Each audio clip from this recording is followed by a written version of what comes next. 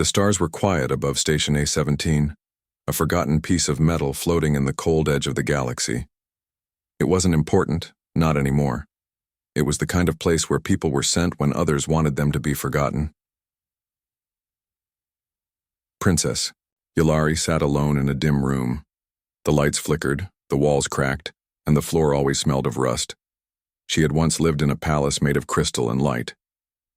Now her bed was made of cold metal, and the only sound she heard was the soft hum of machines that barely worked. She was not like other Corellians. She had been born with a broken neural pattern. Her people, the Corellians, were proud and advanced.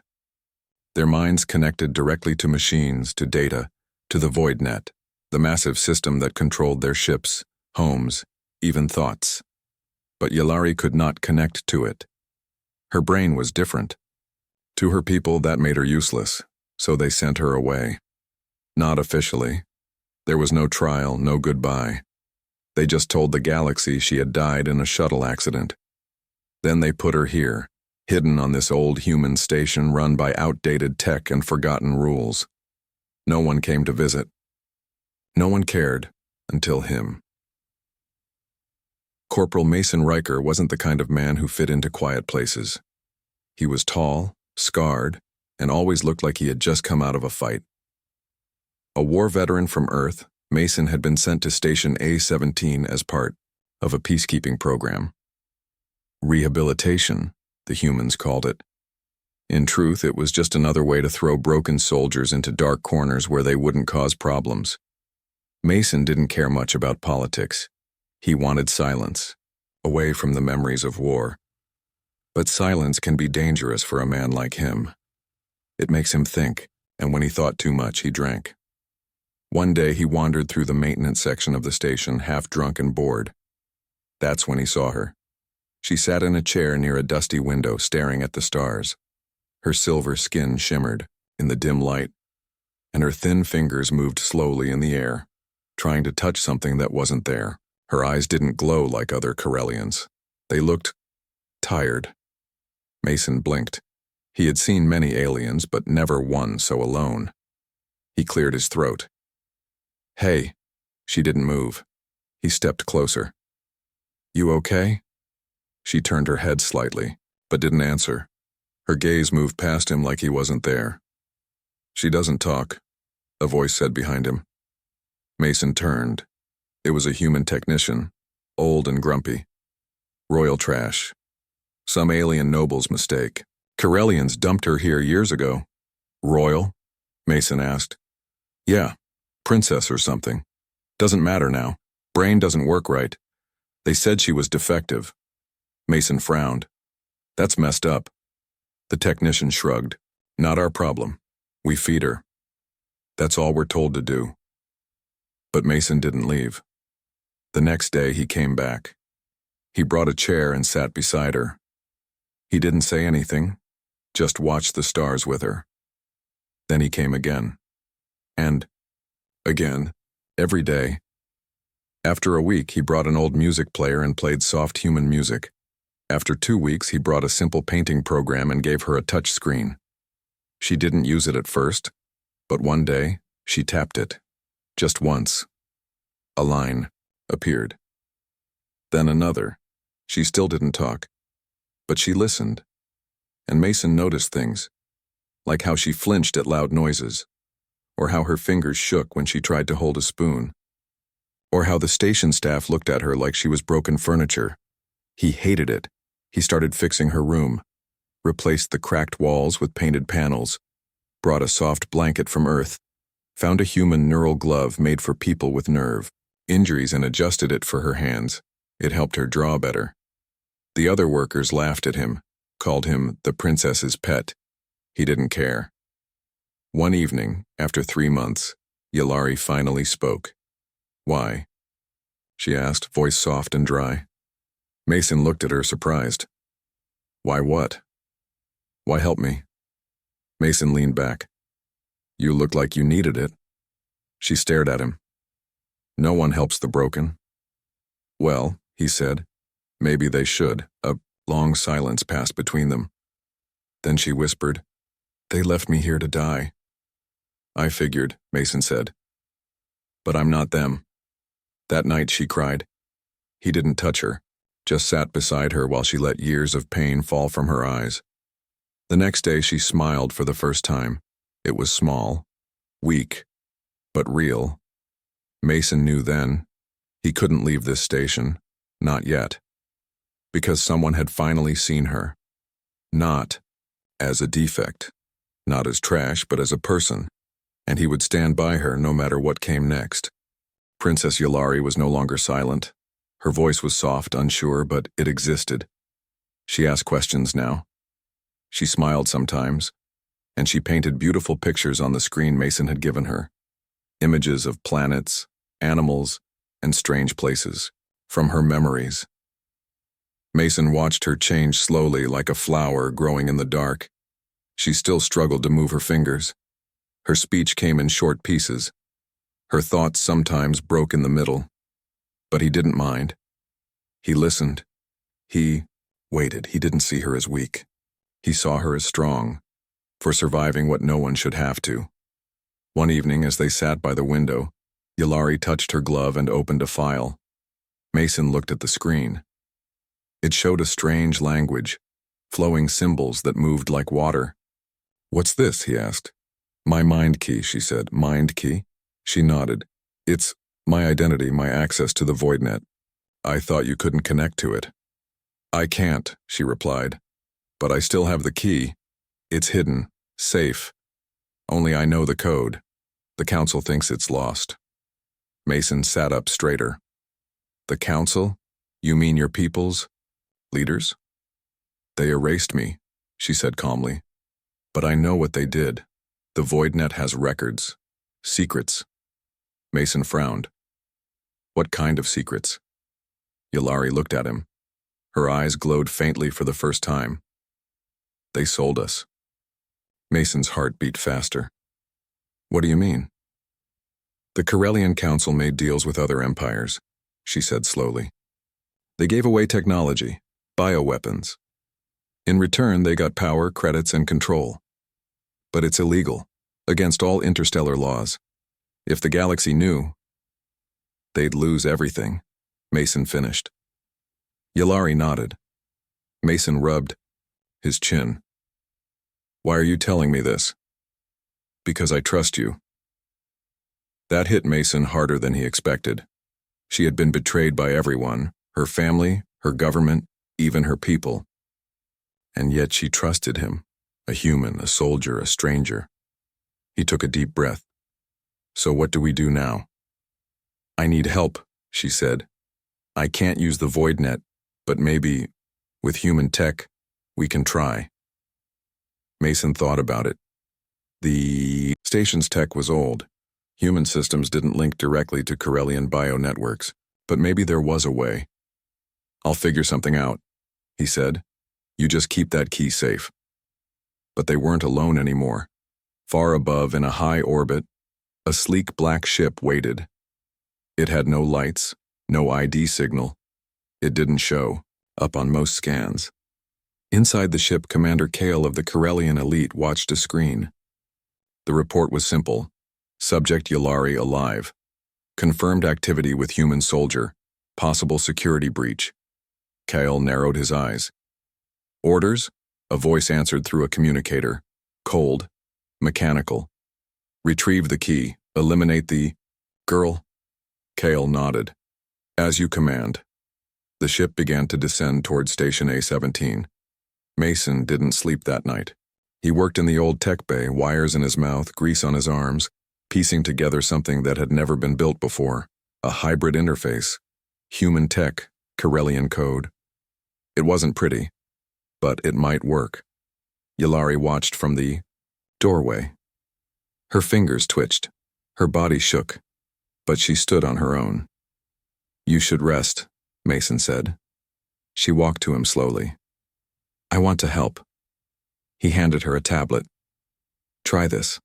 It's a simple decoder. If we can open the files, in your key we can get proof of what the council did." She sat beside him and began tapping carefully. For hours they worked together. The room was quiet but alive with focus. Then alarms blared. The lights flashed red. "Unscheduled ship entering airlock," a voice called out over the speakers. "No ID. No response." Mason stood up fast. "Damn it. They found you." Yulari froze. Her hands dropped the tablet. "We have to go," Mason said. "Now." She looked at him, fear in her eyes. "They'll kill me." "Not if I have anything to say about it." He grabbed a backpack, tossed her the tablet, and opened a hidden vent in the wall. "Crawl through here," he said. "I'll follow." "But, go." She obeyed. Mason grabbed his old rifle, outdated but reliable, and followed her into the darkness of the vent. Behind them, the station shook as the enemy team landed. Kyle and his soldiers moved fast, tall, armored, and silent. They knew exactly where to look, but they didn't know Mason Riker. He laid traps in the vents, motion-triggered gas, pressure bombs, sound diversions.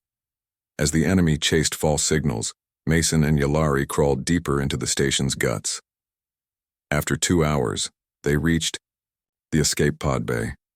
Most pods were broken, but one still worked, barely. Mason checked it. "We can make it to Vega Outpost. It's a human colony. They'll help us." Yulari sat down, shaking. "They'll keep coming." "Let them," Mason said. "I've got more surprises." She looked at him. "Why are you doing this?" He paused.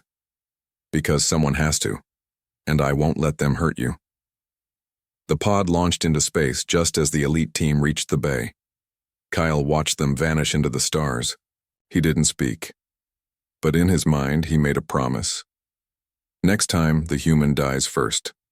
The escape pod flew through the black sea of space, small and fast, like a bullet shot into the dark. Inside, Mason Riker sat strapped into the pilot's seat, scanning every radar blip and heat signal. Yulari sat quietly beside him, clutching the data tablet against her chest. Her body still trembled from the shock.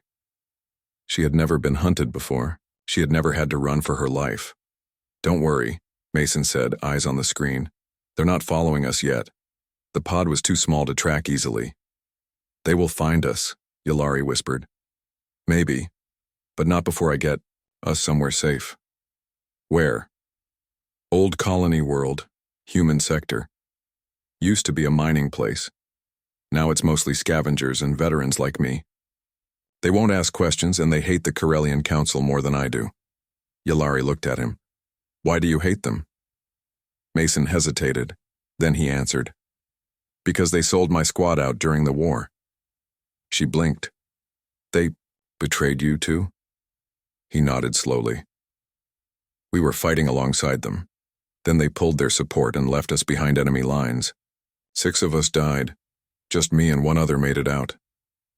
Silence filled the pod. "I'm sorry," she said. Mason didn't reply. He just stared out into the void. The colony world was called Volron 7.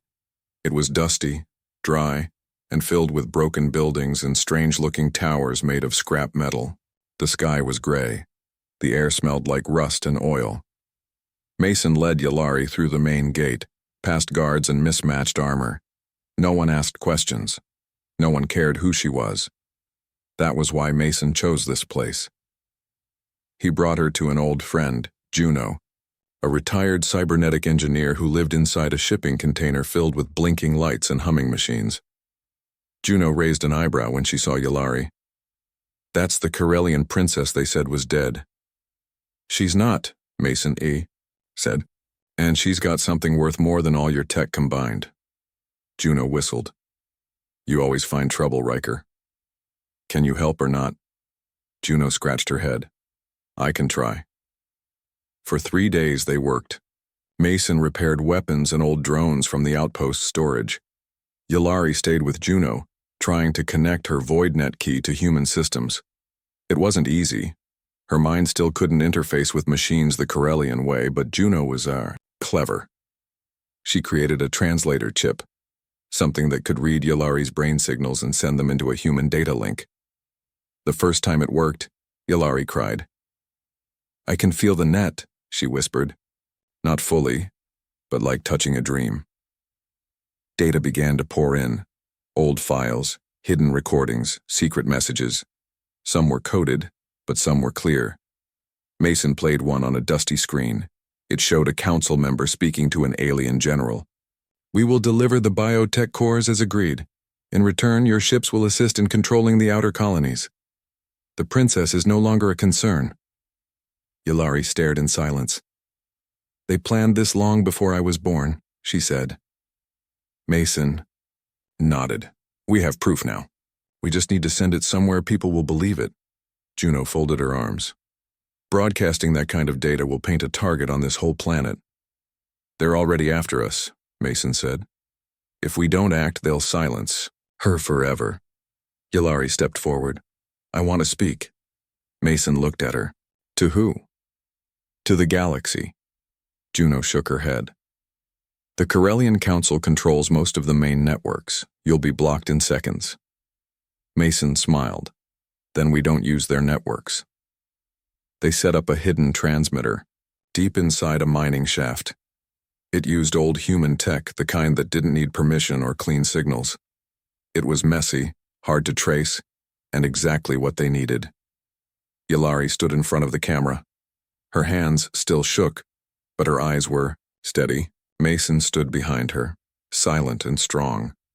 When the light turned red, she began to speak.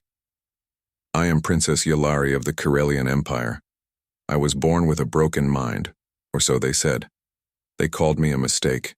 They threw me away." Her voice grew louder. "But I survived, and I have seen the truth. The Corellian Council has betrayed not just me but all of you. They sold our secrets. They traded our lives. I have the proof." She raised the tablet. "This is not just about a girl with a broken brain. This is about power, lies, and justice." The message ended. Juno hit the button. The signal spread, slowly, like fire in dry grass. It hit underground networks first, pirate relays, rebel satellites. Then, the ground shook as black-armored Corellian soldiers landed in Volron 7 streets. Their boots hit the dirt hard. Their helmets hid their faces. Their weapons hummed with deadly energy. They were fast, silent, trained to kill without mercy. At the front of them stood Commander Kale, tall and cold, his silver eyes scanning the colony. "Find the princess," he ordered. "Leave no witnesses." The soldiers spread out like poison. But this time Mason Riker was ready. He stood on the colony wall with an old Earth-made sniper rifle in his hands. It was heavy and scratched, but it still worked. He took a breath, aimed, and fired. The first Corellian soldier dropped. The others froze, confused. Then chaos exploded. Juno and Yllari were deep inside the mining shaft. The air was hot, filled with the buzzing of power lines and old machines. The transmitter glowed blue. The signal was still live, bouncing from relay to relay across space.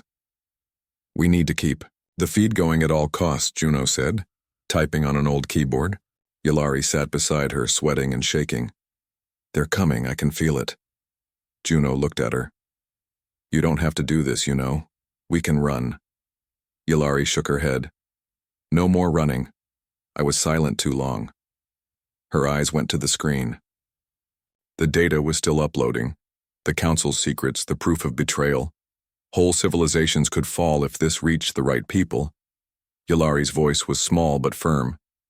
"Mason is out there for me. I will stay here for him." Outside, the colony was a war zone. Mason moved through the ruined buildings like a shadow. He set traps, used drones, and fought like a man with nothing to lose. For every soldier they sent, he took down 2, but he was only one man, and Kale knew it. "Corner him," Kale ordered. "He will lead us to her." Mason ducked behind a rusted wall as energy blasts exploded around him.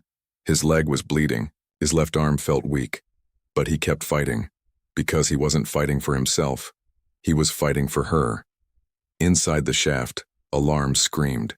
"They've entered the tunnels," Juno shouted. "I'll slow them down," she said, grabbing a blaster from the table. "You can't even walk straight," Juno said. Yllari stood, slowly. Her legs were shaking, but she didn't fall. "I was born wrong," she said, "but that doesn't mean I'm weak." She held the tablet close and walked toward the entrance of the shaft. Juno stared at her for a second, then smiled. "All right, princess. Let's show them what broken looks like." Kale stepped into the tunnels, his eyes glowing behind his helmet. His soldiers followed him silently. "This place is falling apart," one soldier muttered. Kale raised a hand. "She's here. I can feel the mind key. Close." Then something unexpected happened. A wall exploded. Juno stepped out, firing wildly. Sparks flew, pipes burst, steam filled the air. The soldiers jumped back. Yulari ran deeper into the tunnels, holding the tablet tight. Kale growled, "After her!" Mason saw the blast from outside. He knew it was her. He ran, limping, through the smoke and debris. His body ached, his head was spinning. But he didn't stop. He had made her a promise, and he would keep it. Yulari reached the core chamber of the transmitter. The signal was weakening. Someone was jamming it from orbit. "No," she whispered, tapping fast. "Not now. Please." Kale entered. The room behind her, his weapon raised. "End of the line," he said. Yulari turned slowly. "I am not afraid of you," she said. Kyle laughed. "You should be." He walked closer. "You are weak, broken, a mistake. Why do you fight?" "Because I'm not alone anymore." She smiled. And that's when Mason crashed through the ceiling vent, tackling Kale to the ground. They fought hard. Fists, elbows, blades. Kale was stronger, faster. But Mason had something Kale didn't. A reason. He fought like a storm. He bled, he roared, and he refused to fall. Kyle slammed him into a wall. "You can't win, human."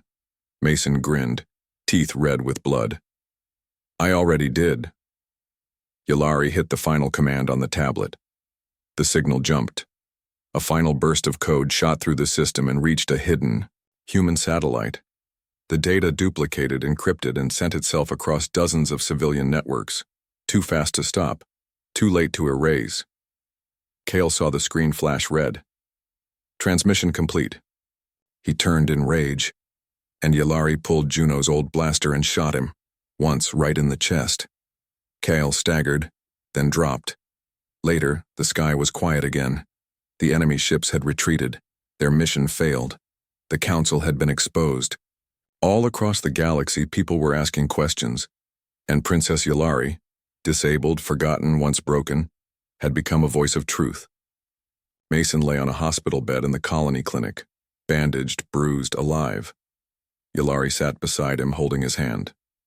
"You came for me," she said. "I always will," he whispered. She smiled. "No one wanted me. But you chose to stand by me." Mason squeezed her hand gently. "And I always will." End of part 4. Shall I continue with part 5, the final part of the story? You said, the galaxy changed overnight. Yulari's message, her voice, her proof, spread faster than any fire. It crossed borders, entered forbidden networks, and landed on millions of screens. Leaders watched in silence, people whispered in shock. Protests began across planets. The Corellian Council denied everything at first. But then the data came. Videos, contracts, secret transmissions, all signed. All real. They couldn't lie anymore. Yulari had won. But the war wasn't over. The Council still held power. Their fleets still patrolled space. Many worlds feared speaking up. Others waited, watching who would rise first. And among them a single name was whispered more each day. Princess Yulari. She now lived in a small base on Volron 7. Not a palace, but a home. A quiet place where she could walk without fear, speak without shame, and rest beside the only one who had stood by her from the beginning, Mason Riker. His wounds had healed slowly. His leg still hurt when he walked too fast. But his smile returned, bit by bit. And every morning, He and Yalari sat outside the base, drinking weak coffee and watching the dusty sky. "Never thought I'd fall in love with royalty," Mason said one morning, sipping from a cracked mug.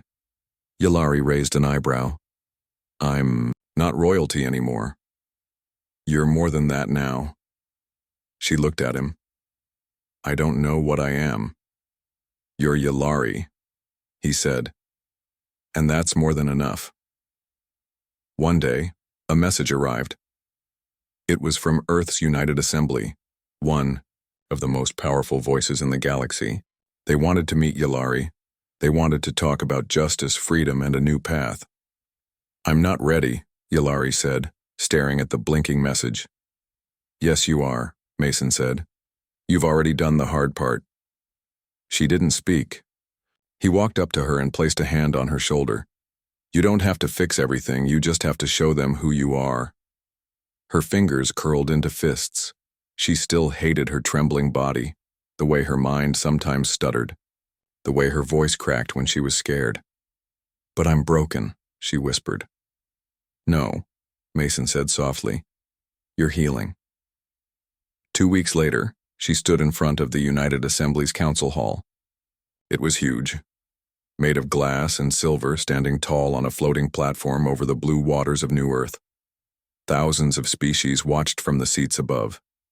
Humans, Corellians, others with wings, scales, or light for skin. Yalari stood at the center, alone. She wore no crown, no armor, just simple white robes. Her hands shook, her legs wobbled. But she stood. When she spoke, the whole hall fell silent. "My name is Yalari. I was once a princess, thrown away because my mind and body were different." She paused. "But I lived, and I saw the truth. I saw what power does when no one is watching." Her voice grew steadier. "I do not ask for revenge. I do not want war. I want something stronger." She looked around the room. "I want change." Silence. Then one by one the audience stood. A slow clap began, then louder, stronger, echoing through the chamber. And in that moment, the girl who was once unwanted became a symbol of hope. Back on Volron 7, Mason watched the broadcast with pride. Juno sat beside him, polishing her tools. "Never thought she'd go that far." Mason chuckled. "I did." Months passed. The Corellian Council crumbled. One by one, the corrupt leaders were removed. Some were arrested, some vanished. The rest went silent. A new government formed, one built with help from many worlds, with fair votes and open doors. Yalari was offered a seat. She accepted, but not as a ruler. She chose to become a bridge keeper, a peaceful voice between alien nations, helping build understanding, protecting disabled beings, and watching for injustice wherever it hid. She never forgot her past.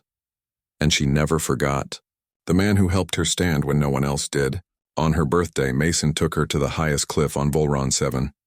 The sky was orange. The wind was warm. He handed her a small box. "What's this?" she asked. "Open it." Inside was a necklace, simple, metal, shaped like a broken circle. "I found it in the mines," he said. "It was cracked, useless, but I fixed it." She held it close. "Like me?" He smiled. "Exactly like you." She reached out, placed the necklace around her neck, and looked at him. "I used to think no one would ever choose me. I did." "Why?" "Because you're strong," he said. "Not in the way others measure it, but in the way that matters." She leaned forward and kissed him gently. And for the first time in her life, she didn't feel broken. She felt whole,